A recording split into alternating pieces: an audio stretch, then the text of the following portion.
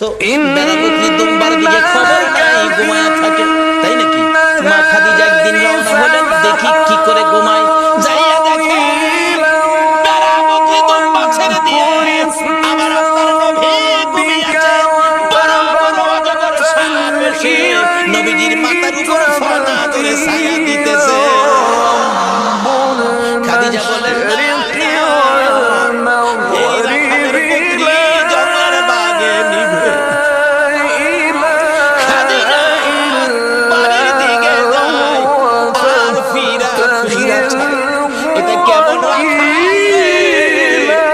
এই রাখাল তো সাধারণ কোনো মানুষ নয়। খাদিজা চিনে ফেলেছে। বেড়া বকরি দুম্বা নিয়ে বাড়িতে আসতে বলো আমার রাখালকে। আমার নবী দুপুর বেলায় বেড়া বকরি দুম্বা নিয়ে বাড়িতে রওনা হলে খাদিজা বাংলা রুমে বসে বসে দেখে এটা কেমন রাখাল রে।